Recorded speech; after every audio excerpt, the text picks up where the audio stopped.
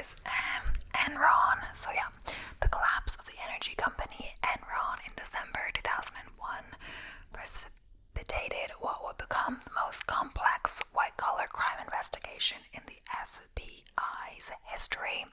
So top officials at the Houston-based company cheated investors and enriched themselves through complex accounting gimmicks like overvaluing assets to boost cash flow and earning statements, which made the company even more appealing to investors. Oh yeah, but just to start off, I'm going to start off with a little quick definition of white-collar crime. So white-collar crime is generally non-violent in nature and includes public corruption, healthcare fraud, mortgage fraud, security fraud, and money laundering. So it's financially motivated, non-violent or non-directly violent crime committed by individuals, businesses, and government professionals. The crimes are believed to be committed by middle or upper class individuals for financial gains. So I guess like when a company is going to be sold or like just trying to get investors, like it's illegal to overvalue your assets to make it seem more appealing to them because it's, or like cheating the books and accounting and stuff like that. I don't know what it's called. But yeah, let's get into it before I start explaining incorrectly the investigation. So when Enron declared bankruptcy in December 2001 and took with it the nest eggs of thousands of employees and stockholders, the FBI Houston field office assigned 2 agents to investigate. Within weeks, the number of agents and support staff assigned to the case grew to 45, many handpicked from field offices around the country for their expertise in traversing even the most circuitous paper trails. The sheer magnitude of the case prompted the creation of the multi-agency Enron Task Force, a unique blend of investigators and analysts from the FBI, the Internal Revenue Service, Criminal Investigation Division, the Securities and the Exchange Commission, and prosecutors from the Department of Justice. So in January 2002, agents executed a consent search of Enron's 50-story corporate headquarters building.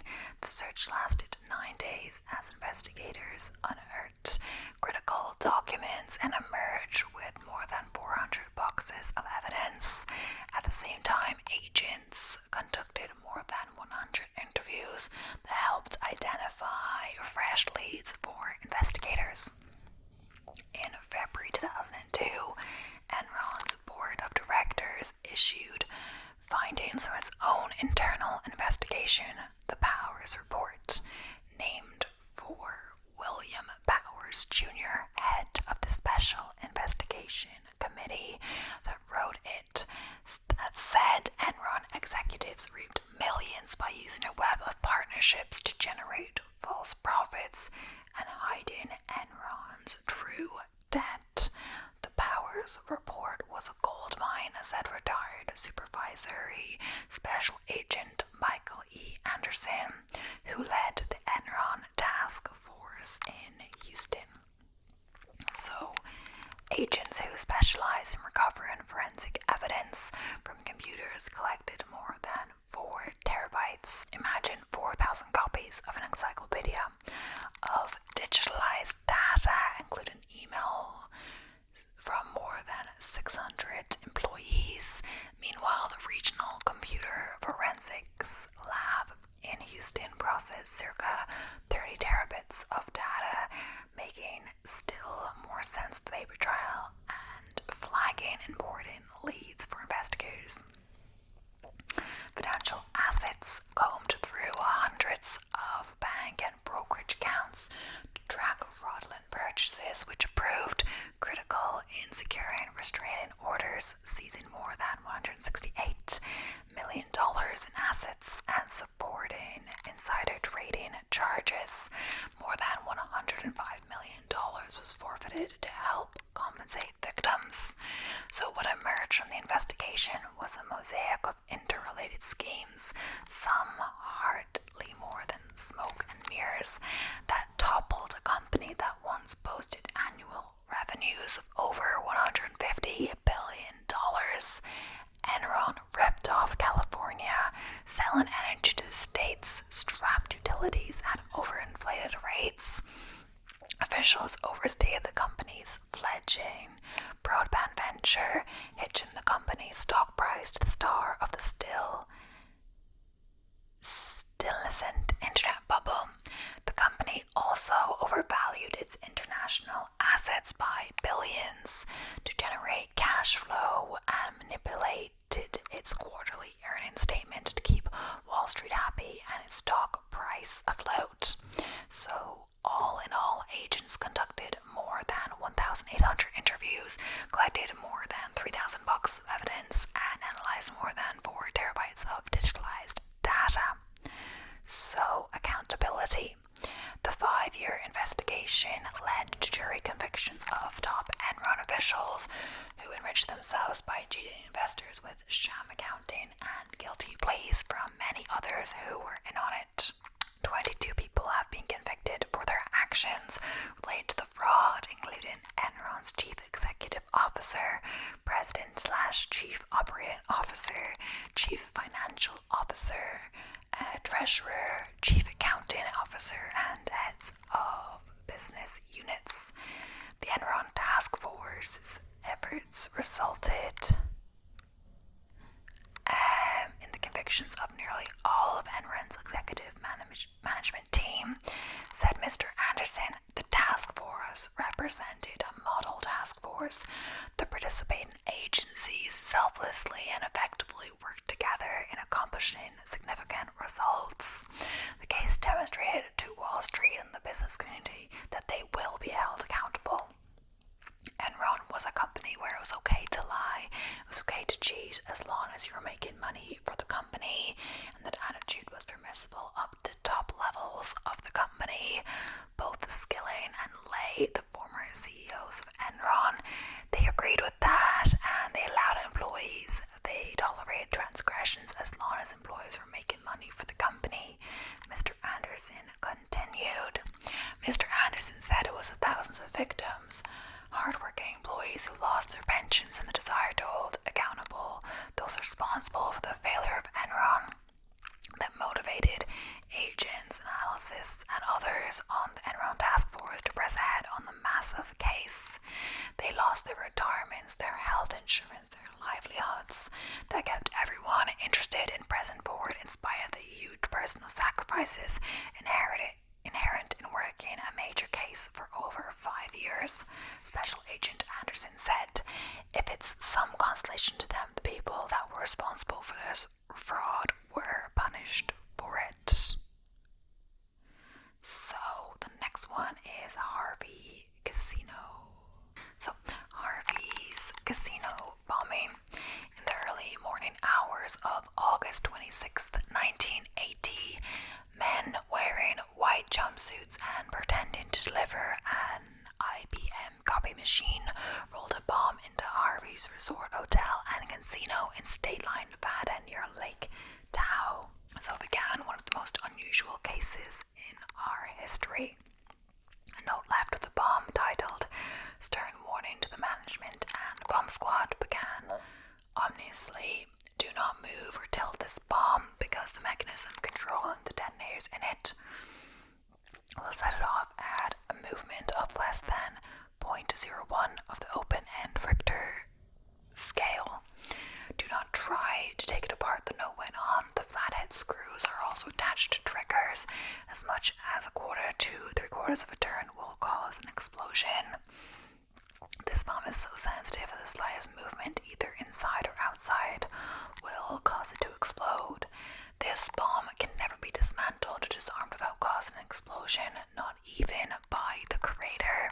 The creator we later discovered was 59-year-old John Burgess Sr., who wanted $3 million in cash in return for supplying directions to disconnect 2 of the bomb's 3 automatic timers so it could be moved to a remote area before exploding. The device steel boxes stacked one top of the other contained nearly 1,000 pounds of dynamite. Inside the resort, Burgess made sure the bomb was exactly level, then armed it using at least 8 triggering mechanisms. We had never seen anything quite like it, so retired special agent Chris Ronay, an explosive examiner who was called to the scene along with other experts. After being discovered, the bomb was photographed, dusted for fingerprints, x-rayed and studied. Finally, more than 30 hours later, a plan was agreed upon. If the 2 boxes could be severed using the shaped charge of C4 explosive, it might disconnect the detonator wiring from the dynamite. Harvey's and other nearby casinos in Lake Tahoe were evacuated. On the afternoon of August 27th, the shaped charge was remotely detonated.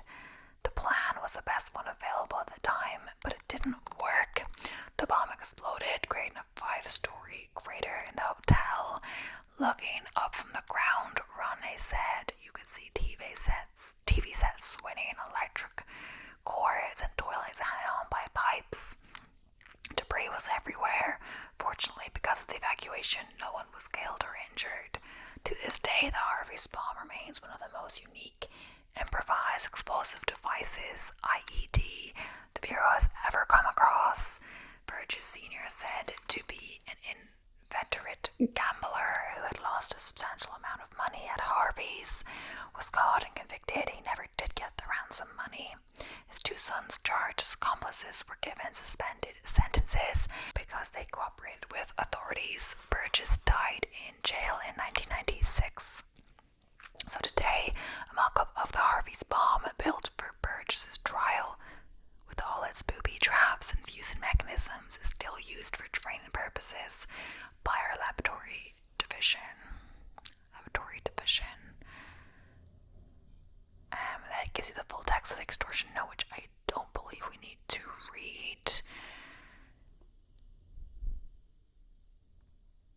Hurricane Katrina fraud. So, as water gushed into New Orleans after Hurricane Katrina made landfall on August 29, 2005, the FBI began pouring people and resources into the beleaguered city. Within days, nearly 500 special agents, intelligence analysts, and professional staff from all over the country were on the ground, part of a coordinated federal effort with state and local authorities to help rein in the chaos and rescue those still stranded.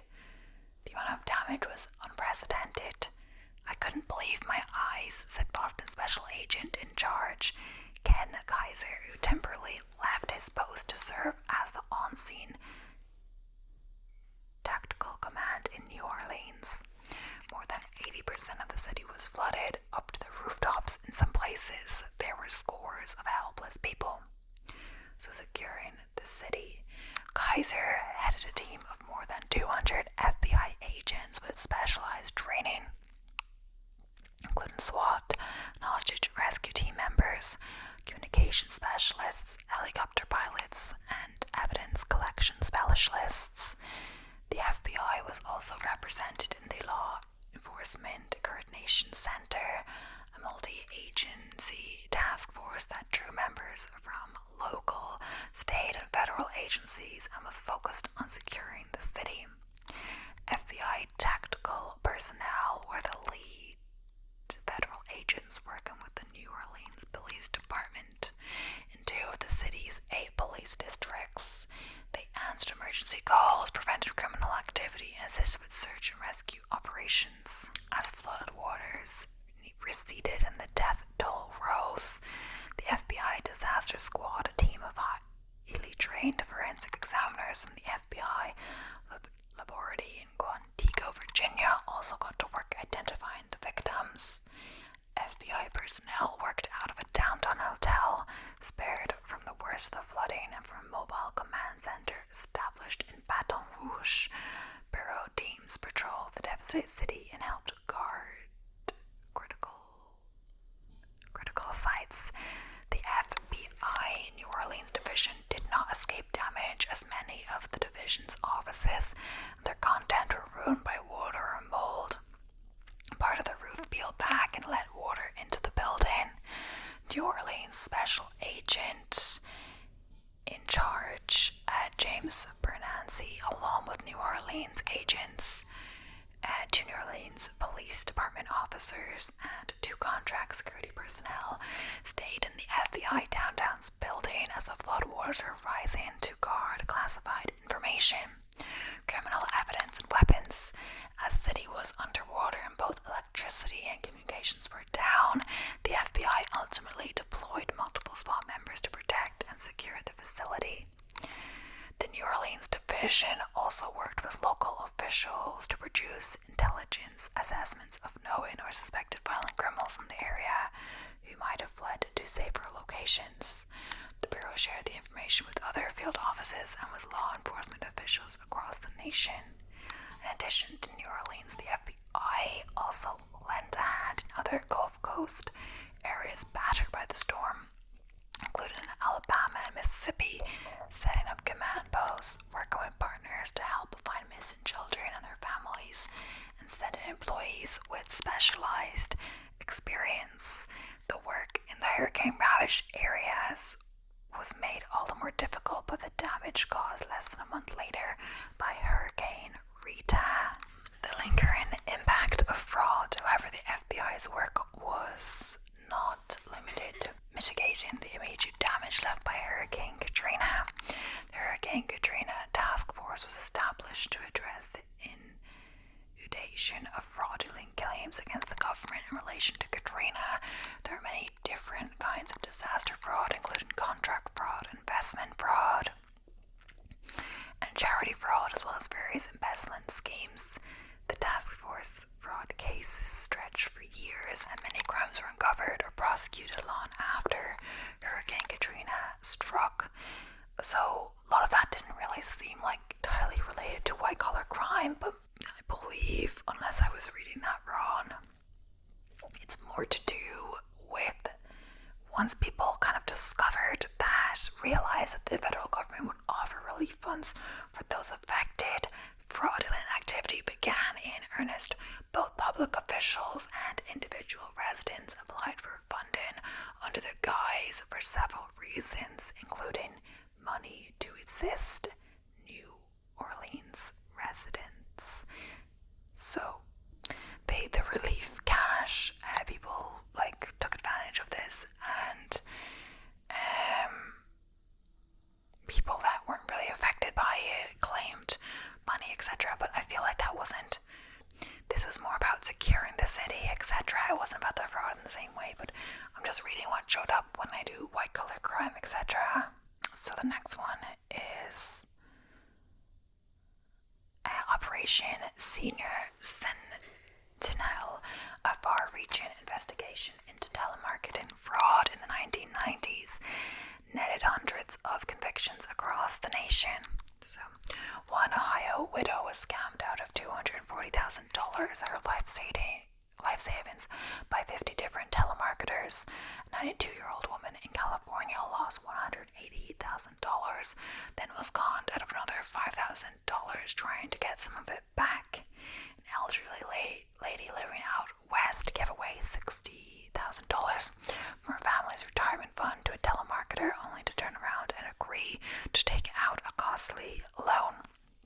These sad stories were just the tip of the iceberg in the 1990s, when telemarketing fraud was in its criminal heyday, mostly preying on the elderly and running up an estimated $40 billion in losses from the pockets of American consumers. But the FBI and its partners fought back during the decade through a series of major investigations and put a sizable dent in the operations of telemarketing hucksters. So we kind of talked about similar, more recent cases, I guess, of telemarketing fraud in my cybercrime video. That's what I believe it was in. So one of the most important of these cases was publicly unveiled on December 7th, 1995. And yeah, a lot of the stuff in this article is quite old, not that recent. Dubbed Operation Senior Sentinel, it was as novel as it was successful because it ultimately resulted in some 1,200 arrests and hundreds of convictions across the nation. And novel because for the first time it put victims themselves in undercover role to help current and retired FBI agents catch fraudsters. That case was a spin-off of two earlier major investigations led by the FBI that targeted telemarketing boiler rooms, so named because they typically involved a crowded room full of salespersons using high-pressure, often illegal sales tactics on unsuspecting victims over the phone. The first investigation, Operation Disconnect, began in 1991 in Salt Lake City, expanding nationwide and culminated in a wave of 240 arrests in March 1993. The second, called Operation Sunstroke, because it was based in Miami, was launched in the summer of 1993. It featured an innovative technique for a telemarketing case, retired FBI agents and informants posing as victims. At the time, the FBI office in Miami had a close working relationship with its counterpart in San Diego, since both cities were hotbeds of boiler room activity. Operation Sunstroke was eventually expanded by the San Diego division into Operation Senior Sentinel. In Senior Sentinel, we added yet another effective investigative twist and a first in law enforcement. In addition to tapping into retired agents, we asked citizens, volunteers recruited by the AARP, the American Associations of Retired Persons, to aid the investigation by acting as victims. These individuals, some of whom were actually victims, were trained by bureau agents who secretly recorded the conversations. The tapes were then forwarded to our office in San Diego, where they were catalogued and indexed for the investigation. More than 7,000 phone calls were recorded between 1993 and 1995. These three cases, along with the Operation Double Barrel in 1998 and others that followed, have had a lasting impact in reducing the scourge of telemarketing fraud. San Diego Special Agent in charge Keith Slaughter, who helped launch Operation Sunstroke, while an agent in Miami says the days of the massive telemarketing boiler room operations are essentially over. We came down so hard on the boiler room criminals and sent so many to jail that it discouraged them from going back into the business, he said. We sent a psychological message as well as a criminal message. So, Senior Sentinel scams, so these are the common scams that they would use. The following were the most common type of scams in Operation Senior Sentinel. So these tactics are still used today, so watch out. Charity room, it says telemarketers asked for money for a charity. In reality, less than 10% of the funds went to the charity. Prize room, callers were told they had won a prize but need to send a fee or purchase another product in order to collect their winnings. Product room, a product purchased during a telemarketing pitch was worth less than claimed, had an odd cost when delivered, or was never delivered at all. Recovery room, previous fraud victims were told they could recover their money by paying an upfront fee. Repentair, scammers took the money and ran, collecting as much through fraud as possible, leaving town before they could be identified. So, Operation Stolen Dreams, from industry insiders to straw buyers, nearly 500 people were arrested in nationwide mortgage fraud takedown in June 2010 that reflected the coordinated efforts of law enforcement to address the growing problem of crime in the housing industry. Mortgage fraud ruins lives, destroys families, and devastates whole communities, Attorney General Eric Holder said at a press conference on June 17, 2010, to announce the results of Operation Stolen Dreams. Launched on March 1st, 2010, the multi-agency initiative initially led to a total of 485 arrests. To the June 17th press conference, more than 330 convictions had been obtained and nearly $11 million had been recovered. Losses from a variety of fraud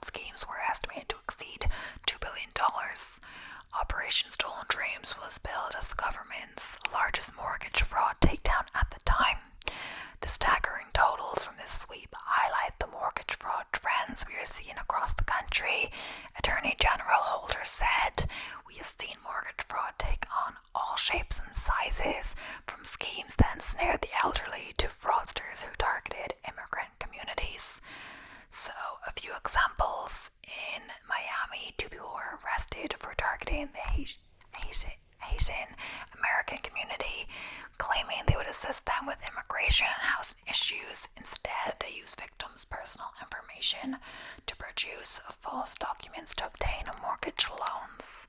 In California, a prominent home builder used straw buyers to sell his houses at inflated prices. The scheme inflated prices on other homes in the area, creating artificially high comparable sales and affecting the overall new home market. And in Detroit, FBI agents arrested several individuals in a $130 million scheme orchestrated by the local chapter of a motorcycle gang. The conspirators posed as mortgage brokers, appraisers, real estate agents, and title agents, and used straw buyers to obtain around 500 mortgages on only 180 properties. To combat the problem, the Bureau's National Mortgage Fraud Task Force helps identify mortgage fraud such as loan origination schemes, short sales, property flipping, and equity skimming. In addition, we have mortgage fraud task forces in hotspots around the country. Our investigators and analysts also participate in working groups nationwide that share intelligence and industry data to identify emerging threats. FBI agents analysts are using intelligence, enhanced surveillance, and undercover operations to identify emerging trends and to find the key players behind large-scale fraud, Mueller said. Unlike previous mortgage fraud sweeps, Operation Stolen Dreams focused not only on federal criminal cases but also on civil enforcement and restitution for victims.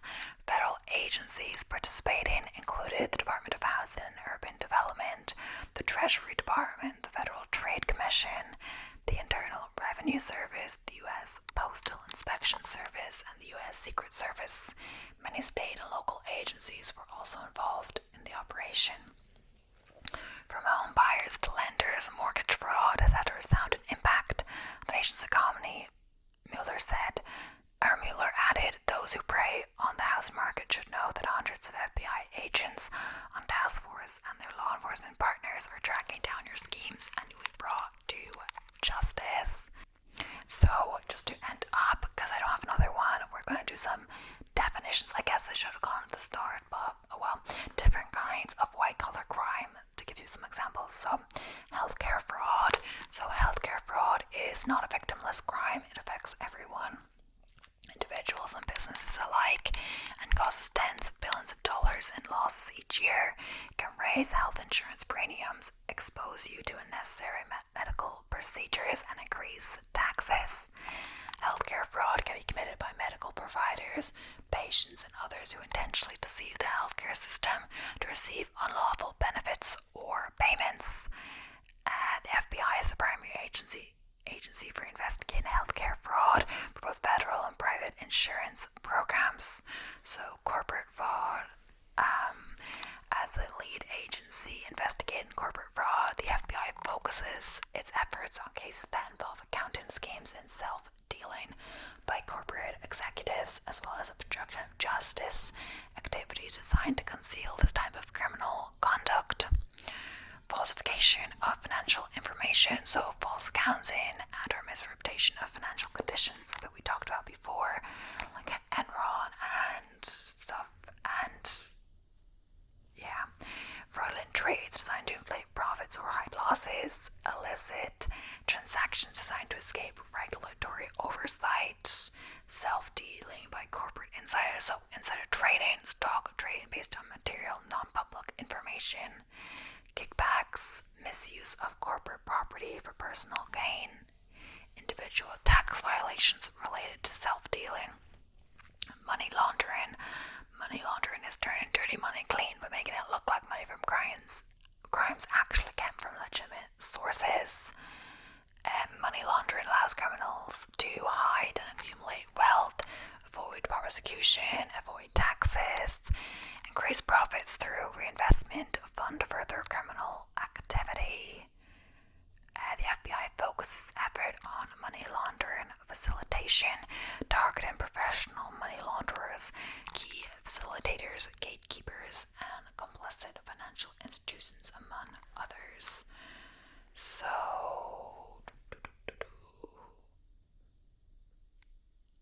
securities and commodities fraud. So, the creation of complex investment vehicles and the tremendous increase in the amount of money being invested have created greater opportunities for individuals and businesses to create fraudulent investment schemes. To investigate and help prevent fraudulent activity in the financial markets, the Bureau works closely with various government and private organizations to investigate securities and commodities fraud, intellectual property theft / piracy. Intellectual property theft involves robbing people or companies of their ideas, inventions, and creative expressions, known as intellectual property. This can include everything from trade secrets to proprietary products to movies, music, and software. Intellectual property theft costs U.S. businesses billions each year. The FBI intellectual property investigations focus on theft of trade secrets, and copyright infringement on products can impact people's health and safety, like counterfeit parts for cars and electronics. The FBI works with partners in the private sector and other law enforcement agencies at all levels to investigate these cases. Another similar white-collar crime is like from The Dropout. The whole I never actually ended up watching that. I wanted to do a true crime video on this completely. Elizabeth Holmes, right? Yeah, Elizabeth Holmes, the Theranos. So that was like a big thing. I think they lied about being further along in their process of doing like what they were doing in the discovery, that they were to like get investors, I believe. The thing was that a single drop of blood could, like, you could do a lot of tests at home with just like a single drop of blood, a prick, but that's not possible yet, or I'm not sure if it will be, but yeah. And they lied about where they were, and it was a big thing. Stuff like that. Martha Stewart as well. She committed illegal insider trading when she sold stock in the biopharmaceutical company Imcolon Systems after getting an unlawful tip from Banokovic. So it was getting like a tip off.